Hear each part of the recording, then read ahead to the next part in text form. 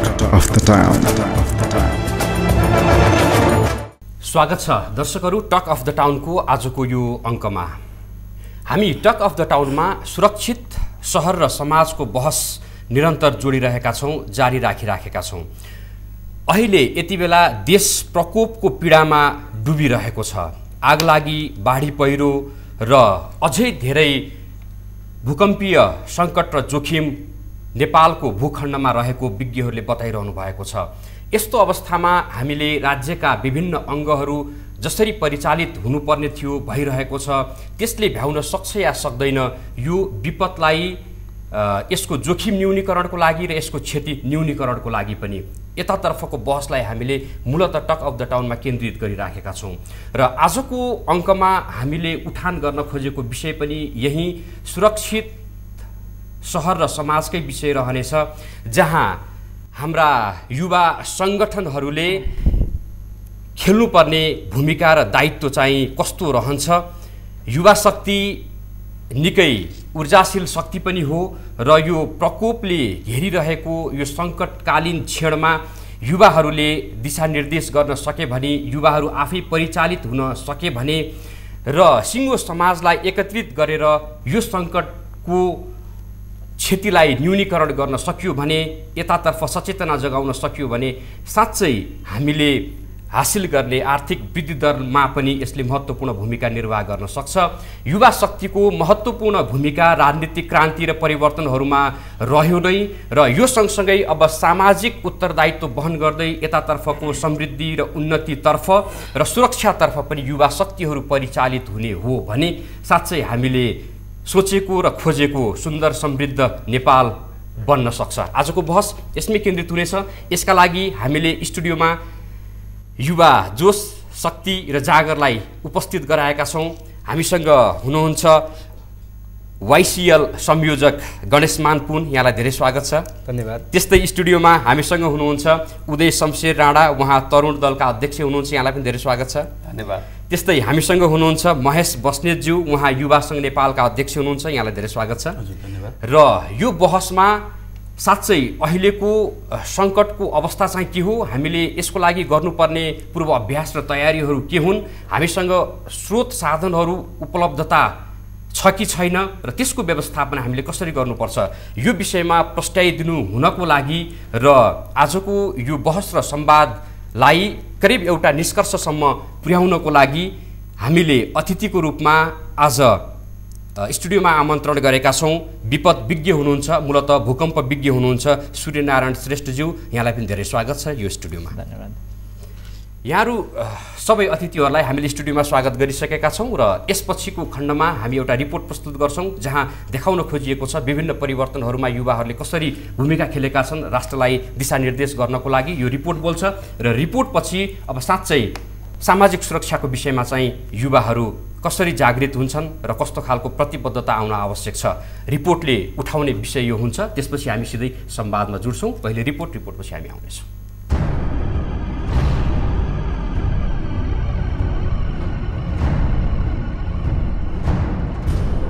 युवा देशका गहना हुन्, युवा वर्तमान सम्भाग र भविष्य द्रष्टा हुन्।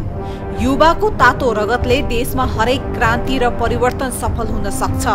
युवा शक्तिले जस्तो सुकै काम फत्ते गर्न सक्छ। कुरा यति मात्र हो, युवालाई सही स्थानमा सही ढङ्गले प्रयोग गर्नुपर्दछ र युवाहरू स्वयंले पनि सही कामको पहिचान गर्न सक्नुपर्छ। युवाहरू बिनाको परिवर्तन कहाँ र कहिले सम्भव भयो र? 2007 साल होस् या 2046 सालदेखिका आन्दोलन, माओवादीको 10 वर्ष सशस्त्र युद्ध होस् या 2062-63 को आन्दोलन, हरेक श्रृङ्खलामा युवा शक्तिको उपस्थितिले ती क्रान्ति र परिवर्तन सफल देखिएका छन्। तर विडम्बना, सधैँ सडकमा प्रयोग भएका यस देशका युवा सदन हुँदै नीति निर्माणको तहसम्म कहिले पुग्न सकेनन् र दिएनन् पनि।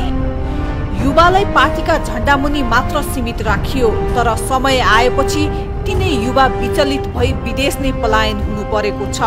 अझ विडम्बना त यो छ कि यही भएका सक्षम युवाहरू पनि बेकार र बेरोजगार भई यत्तिकै थन्कनु परेको छ र बाध्यताले नै सामेल हुनु परेको छ विभिन्न दल र समूहका ढुङ्गा मुढा आगजनी र विरोधमा। युवालाई आफ्नो स्वार्थको लागि मात्रै प्रयोग गरिएको छ। 2062-63 को मानव सागरमा पनि युवाहरूकै जमात बढी थियो। यो आन्दोलनमा शहीद हुने पनि 25 जना युवाहरू नै भए। जिउँदा शहीद मुकेश कायस्थ पनि युवा नै हुन्। तातो रगत छाउन्जेल राजनीतिक पार्टीले रगत चुस्छन् र सेलाएपछि ती युवा विदेश पलायन हुन बाध्य हुन्छन्। हाम्रो प्रश्न हो के युवाहरू अब सामाजिक र आर्थिक परिवर्तनमा केन्द्रित हुन सक्दैनन्? के युवाहरू सधैँ राजनीतिक परिवर्तनको लागि भन्दै प्रयोग मात्र भइरहने?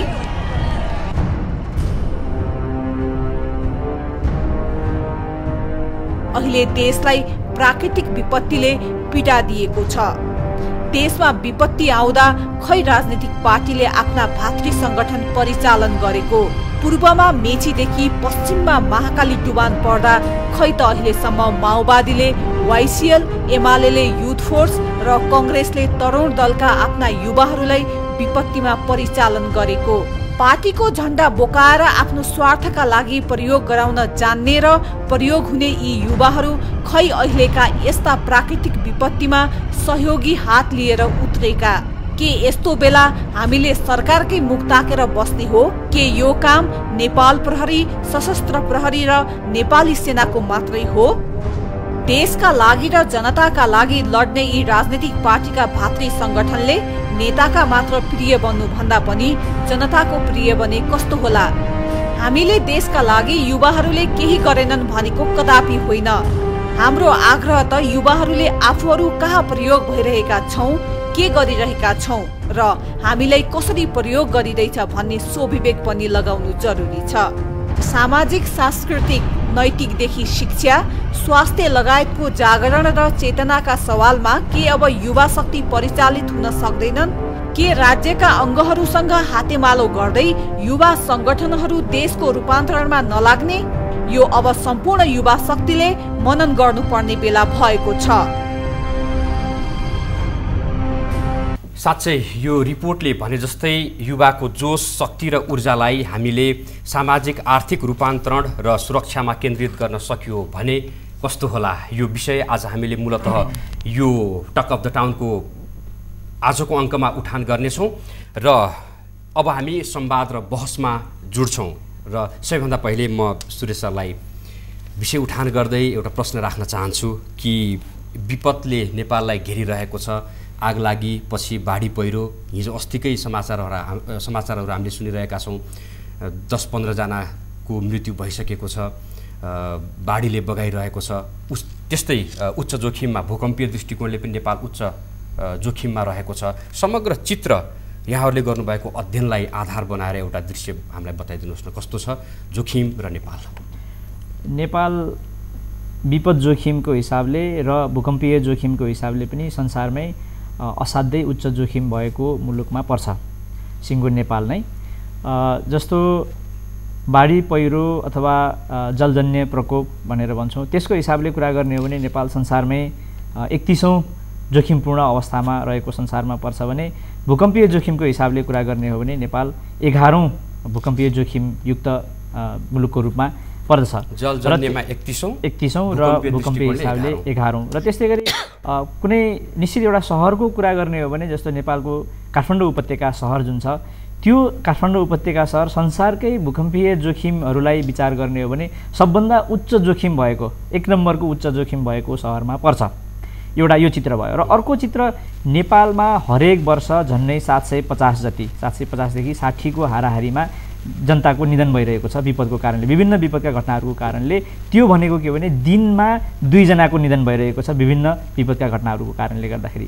त्यस्तै गरी करिब वर्षको 1.5 लाख जनसङ्ख्या विभिन्न विपदको कारणले प्रभावित भइरहेका छन्, घरबार विहीन हुनु परिरहेको छ वर्षेनी। त्यस्तै गरी वर्षेनी करिब 10,000 घरहरू क्षतिग्रस्त भइरहेका छन्। एक वर्षमा 10,000 घरहरू क्षतिग्रस्त भइरहेका छन् नेपालमा विभिन्न विपदको कारणले, बाढी, पहिरो, आगलागी, महामारी लगायतका विपदहरूको कारणले गर्दाखेरि। र त्यस्तै गरी अझ त्योभन्दा पनि भयावह चित्र के देखिन्छ भने सम्पूर्ण हाम्रो संरचनाहरू, घरहरू, इन्फ्रास्ट्रक्चरहरूको विपदहरूको कारणले भएको क्षतिलाई हेर्ने हो भने के देखिन्छ भने हरेक वर्ष हामीले जुन आर्थिक प्रगति गर्छौँ, हरेक वर्ष हामीले झन्नै त्यति नै आर्थिक प्रगतिको हाराहारीमा हाम्रो विभिन्न विपदहरूको कारणले गर्दाखेरि क्षति भइरहेको छ, नोक्सानी भइरहेको छ। जति हासिल गरेका छौँ त्यति नै नोक्सानी भइरहेको छ। भनेको मतलब के हो भने हाम्रो विकास झन्नै स्थिर जस्तो छ। गड सर, यस्तो विकराल, भयङ्कर, डरलाग्दो चित्र त विज्ञले प्रस्तुत गरिसक्नु भयो। यतातर्फ हामीले कहिले सोचेका थियौँ, विश्लेषण गरेका थियौँ, मनन गरेका थियौँ कि खालि हामी आन्दोलन, क्रान्ति, ढुङ्गामुढा, लाठीचार्ज सङ्गठनतर्फै केन्द्रित रह्यौँ अहिलेसम्म? होइन, बिल्कुलै होइन। हामीले यसबारेमा एकदमै सोचेका छौँ। अहिले हाम्रो चाहिँ विज्ञले जे कुरा राख्नुभयो, यो यही गहिराइमा यही डेटासहित हामीलाई चाहिँ त्यसरी चाहिँ महसुस नभए पनि हामीलाई के महसुस छ भने हरेक राजनैतिक परिवर्तन या क्रान्ति यदि आर्थिक सामाजिक रूपमा चाहिँ आर्थिक सामाजिक रूपमा दिगो ठाउँमा चाहिँ पुग्दैन भने त्यो असफल हुन्छ भन्ने एकदम गहिरो गरी पछिल्लो चरण अझ एकदमै बेसी महसुस भएको छ। त्यसकारण हाम्रो सरले चाहिँ राख्दै गर्दाखेरि झन् मलाई चाहिँ के लाग्यो भने एउटा मेजर विषय बन्न सक्छ, यो बनाउनु पर्दछ हामी युथहरूले। मेरो मैले आफ्नै चाहिँ नेतृत्व गरेको सङ्गठनको बनाउनु पर्दछ, अहिलेसम्म बन्न सकेन, बनाइएन, होइन? यो पुगेको छैन। पछिल्लो चरण हामीले त्यो संश्लेषणसहित अहिले आएर म सङ्गठित भएको सङ्गठन या पार्टीको के ठम्याइ छ भने अब चाहिँ उत्पादनको व्यापक अभियान र सामाजिक क्रान्ति अथवा सामाजिक रूपान्तरणको व्यापक अभियानमा नलागेसम्म पार्टीहरूको अस्तित्व अब रहँदैन। पार्टी भनेर मात्रै पनि हुँदैन। ठिक छ, सर, हामीलाई गर्ने सवालमा चाहिँ युवा सङ्गठनहरूलाई चाहिँ कसैले प्रयोग नै गर्नुपर्ने रहेछ, होइन? यो अहिलेको विपदमा पनि तपाईँहरू लाग्नुहोस् भने भए त लाग्दिनुहुन्थ्यो होला। कसैले केही भनेन अनि हामी चुप लाएर बस्थ्यौँ। हो, त्यस्तो हो? होइन, हामी केही त लाग्यौँ। होइन, एउटा कुरामा हामी अलिक क्लियर हुनुपर्छ। अब हामीले सामाजिक कामहरू युवासँग रिलेटेड अथवा अरू कामहरूमा हामीहरू तरुण दल लगायत अरू युवा सङ्गठन, विद्यार्थी सङ्गठनहरू लागेका छ। हेर्नुहोस्, अब तपाईँको यो वृक्षारोपण भनौँ, ब्लड डोनेसन कार्यक्रमहरू, बिरामीलाई फलफुल वितरण अब जस्ता कार्यक्रम हामी गरिरहन्छौँ, धेरै कार्यक्रम गर्छौँ। तर यो कार्यक्रमहरूको बारे तपाईँहरूले सुन्नुहुन्न, किनभने कुनै पनि मिडियाले यो कार्यक्रमको बारे केही कभरेज पाउँदैनौँ। घटनापछि तपाईँहरूले रियाक्ट गर्नुहुन्छ, त्योभन्दा अगाडि तपाईँको अभियान एकैछिन त्यो सामाजिक कामहरूमा जब युवा सङ्गठनहरू लाग्छन्, त्यो सामाजिक कामहरूको मिडियाले पनि अत्यन्तै कम फोकस गर्छ। वाइसीहरूले बङ्गुर पालन गर्न थालेको छ, होइन? खसी पालन गर्न थाल्नुभयो, गगन थापाले भन्ने कुराहरू त आएको आइछ त, होइन? त्यो त तपाईँको कोहीले सब राजनीति बनेर तपाईँको व्यापार गर्न नपाउने भन्ने छैन। राजनीति गर्ने मान्छेले आफ्नो परिवार पनि पाल्न पर्यो, होइन? सामाजिक रूपान्तरणको लागि तपाईँहरूले गरेको अभियानलाई मिडियाले कभरेज गरेन भनेर भन्न सक्ने अवस्था छ? एउटा फलफुल वितरण गरेको न्युज कभरेज गरेन भनेर अब तपाईँको मिडियालाई म भन्दैछु, अहिले तपाईँको हामीले यो सुदूरपश्चिममा ठुलो राहत गयो, ठुलो समस्या आयो र यो राहत सङ्कलन गर्नको निम्ति हाम्रो नेपाल तरुण दलले पनि हामीले हाम्रो प्रोग्राम रेडी गरेका थियो।